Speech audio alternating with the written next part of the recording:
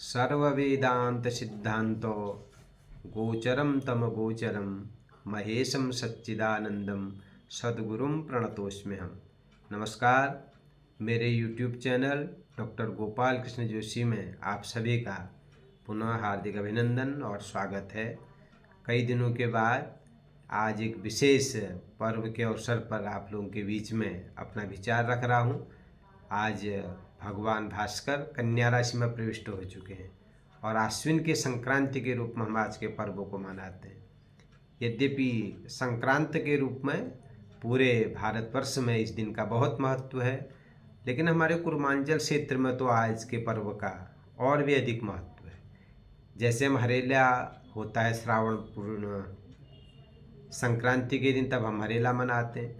भाद्रपद में घी संक्रांति के रूप में हम संक्रांति को मनाते हैं और आश्विन की संक्रांति को हमारे पूर्वांचल क्षेत्र में विशेष रूप से खीर संक्रांति के रूप में मनाया जाता है। और वास्तव में हमारा देश कृषि प्रधान देश है, इसलिए ये वर्षा काल में जितने भी हमारे पर्व होते हैं, जितने भी हमारे उत्सव होते हैं, सब कृषि से जुड़े हुए, पशुचारण से जुड़े हुए, और इससे हमको पर्यावरण संरक्षण और कृषि प्रधान भारत देश और उसकी सुरक्षा पशुओं के बिना नहीं हो सकती। इसलिए पशु संरक्षण का भी संदेश इन उत्सवों के माध्यम से हमको दिया गया है। यूँ तो पूरा आश्विन का मास बड़ा पवित्र मास है, जिसमें कि हम 16 दिन तक पितृपूजन भी करते हैं। भाद्रपद पूर्णिमा से लेकर के आश्विन अमावस पर्यंत 16 दिन का महालया पर पक्ष कहा जाता है, जिसको कि हमारे कुमाऊनी में 16 श्राद्ध का कालखंड कहते हैं। और उसके बाद आश्विन के नवरात्र शारदीय नवरात्र के रूप में मनाई जाती हैं, जिसमें कि हम माँ जगदम्बा का पूजन करते हैं और रामलीलाओं का आनंद लेते हैं। तो इसी क्रम में अनंत चतुर्दशी का भी पर्व इसमें आता है, वामन द्वादशी का भी पर्व आता है, विभिन्न पर्व हमारे इस कालखंड में आते हैं। तो जो आश्विन संक्रांति का जो पर्व है विशेष रूप से, जिसे कि हम खीर संक्रांति कहते हैं, और अपभ्रंश होते होते वो खतोड़वा संक्रांति यहाँ तक के भी उसके नाम बदल चुके हैं। और इसके पीछे भी एक बहुत बड़ा कारण भी है और एक विचारधारा भी है, जिस पर कि विचार करना बहुत ज़रूरी भी है। आज का जो आश्विन मास का हमारा कालखंड है, इसको हम प्रथम दिवस को संक्रांति के रूप में मनाते हैं।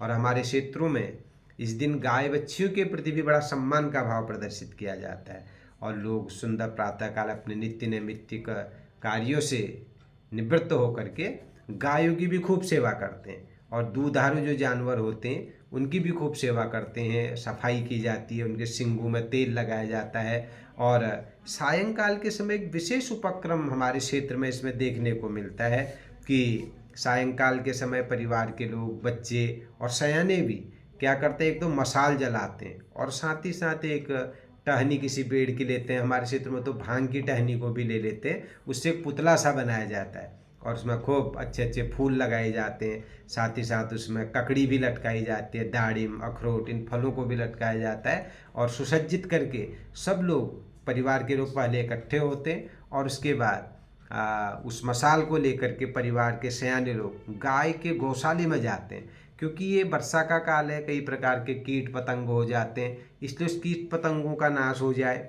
और हमारे पशुओं में किसी प्रकार की बीमारी न लगे, इस भावना से उस जली हुई मशाल को गौशाले में ले जाया जाता है और वहाँ घुमा करके उसके बाद सब लोग परिवार के लोग और गांव के लोग इकट्ठा होकर के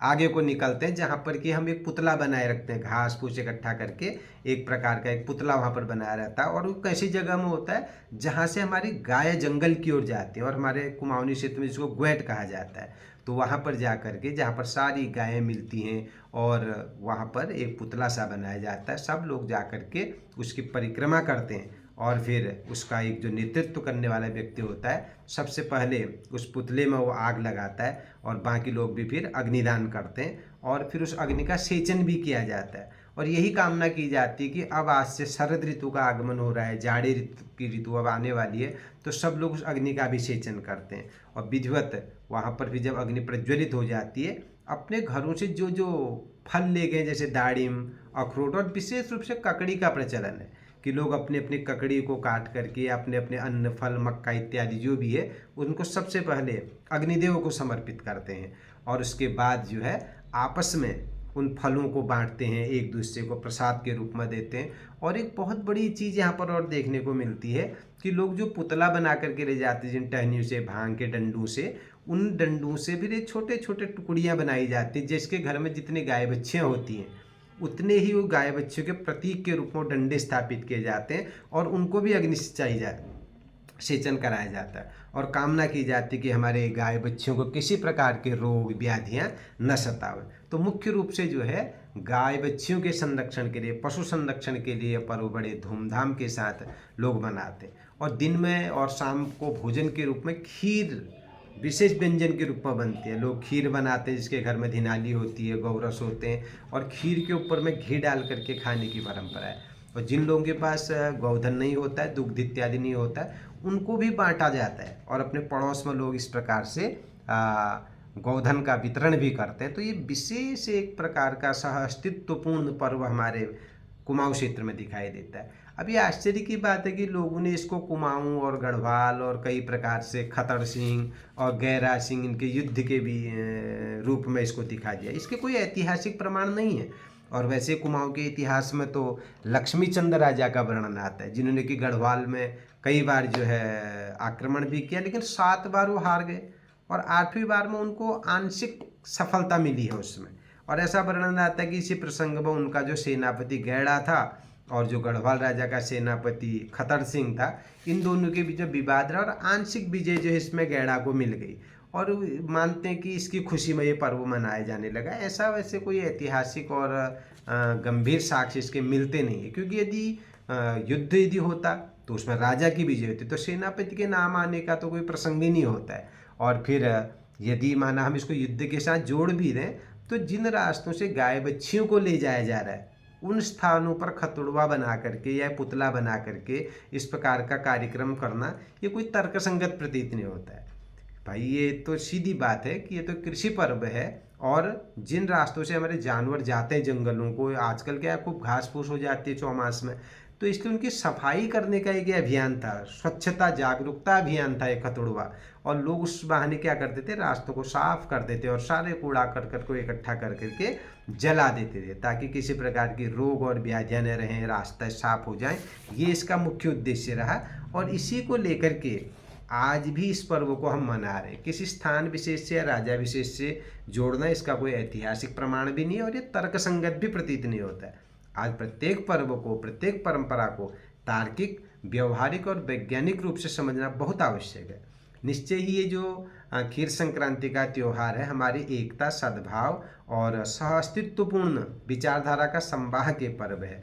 और पशुओं को अग्निसेक करना, तो इस प्रकार उनकी मालिश करना, उनके सींगों में तेल लगाना, ये पशुधन के प्रति हमारे कृषि प्रधान भारत देश के प्रेम और वात्सल्य को प्रकट करता है। तो इस प्रकार से ये शरद ऋतु में खीर की बात आई। खीर संक्रांति क्यों कहा गया? शरत काले प्रशस्यन्ते प्रदोषे चिंदुरस्मय। शरत काल तो भोजन के लिए और स्वास्थ्य के लिए बहुत उत्तम कालखंड माना जाता है और इसमें जो खीर और उसमें जो चंद्र किरणें पड़ती हैं उससे युक्त पायस जो ग्रहण करता है वो तो स्वास्थ्य के लिए बहुत ही लाभकारी है। इसलिए खीर खाने की परंपरा इस दिन मध्याह्न में भी और रात्रि में भी विशेष रूप से बताई गई है। और मुख्य रूप से सफाई अभियान इस पर्व के माध्यम से उसका संकेत यहाँ पर दिया जाता है। आज तो हम जब नगरीय क्षेत्रों का अध्ययन करते हैं तो कई प्रकार से नगरों में सफाई के लिए स्प्रे किया जाता है, छिड़काव किया जाता है, कई प्रकार के दवाएं मशीनों के द्वारा आज उनका छिड़काव किया जा रहा है। लेकिन हमारे ग्रामीण क्षेत्रों में ऐसी कोई परम व्यवस्थाएं नहीं थी। तो हमारे पूर्वजों का एक वैज्ञानिक चिंतन था कि उन्होंने रास्तों की सफाई के लिए और स्वच्छता अभियान के लिए इस प्रकार के उपक्रमों को आरंभ किया और जो बड़े तर्कसंगत भी आज प्रतीत होते हैं। कई परंपराओं से हम इसको या युद्ध इत्यादि से जोड़ दें तो युद्ध के विजय पर गौ मार्गों पर इस प्रकार का उपक्रम कहीं भी संगत प्रतीत नहीं होता। इसलिए हमें एक कृषि पर्व के रूप में इसको देखना चाहिए। ये पशुधन के प्रति सजगता का संदेशवाहक पर्व है। और देखो अपने अपने घर में उत्पन्न चाहे मक्का हो, दाड़िम, अखरोट और विशेष रूप से ककड़ी, इनको अग्नि को चढ़ाना और याज्ञिक प्रक्रिया के बाद स्वयं प्रसाद रूप में उनको ग्रहण करना और लोगों में वितरण करना, कितना यह सामाजिक सद्भाव का ये एक उपक्रम है। इसलिए हमको इसको सामाजिक सद्भाव के रूप में देखना चाहिए। लेकिन अब आश्चर्य की बात है वर्तमान में तो गाँव में बड़ा पलायन हो चुका है और लोग शहरों की ओर आ चुके हैं। तो आज भी प्रतीक के रूप में लोग अपने घरों के आगे या किनारे पर कहीं पर भी कूड़ा करकट या कुछ चीज़ों को इकट्ठा करके उसको जला करके इस रस्म को पूरा कर रहे हैं। तो इसका केवल किसी प्रकार का इसमें रूढ़िवाद नहीं था, बल्कि एक वैज्ञानिक दृष्टिकोण था कि हम अपने गौचारण के जो मार्ग हैं, गांव में इधर उधर जाने के जो मार्ग हैं, उनको साफ रखें, किसी प्रकार का गंदगी वहाँ पर न करें ताकि हमारे रोग न बढ़ें। तो यही इसकी मुख्य भावना इस पर्व की रही है, और इसी भावना के साथ में इस पर्व को हमें समायोजित भी करना चाहिए। और निश्चय ही जितने भी पर्व, चाहे हरेला का पर्व हो, घृत संक्रांति का हो, खीर संक्रांति का हो, ये सारे पर्व हमको आपस में प्रेम, सद्भाव और सहअस्तित्वपूर्ण जीवन जीने का संदेश देते हैं। इन्हीं भावनाओं के साथ और वैज्ञानिक चिंतन के साथ इन पर्वों का संवर्धन और इनका प्रचार एवं प्रसार हमें करना चाहिए। जब हमारी संस्कृति जीवित रहेगी और हमारे ये सांस्कृतिक जो परंपरा है, सांस्कृतिक जो परंपरा है,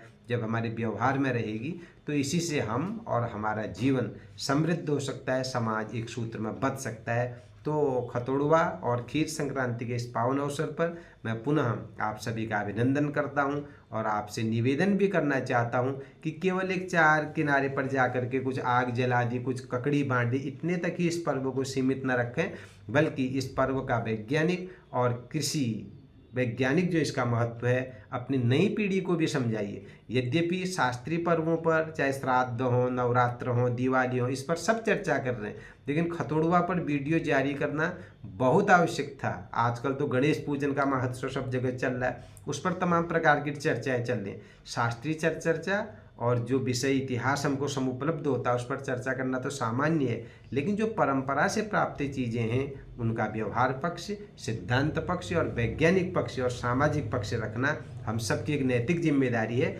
इसलिए इस खतोड़वा पर्व की वैज्ञानिकता, सामाजिकता और इसकी सहअस्तित्वपूर्ण भावनाओं की जो परिपाटी रही उसको समझना आज के समय के लिए बहुत आवश्यक है। इसलिए वीडियो आप सभी की सेवा में समर्पित है। पुनः अन्य वीडियो के साथ फिर आपसे मिलेंगे। धन्यवाद, नमस्कार।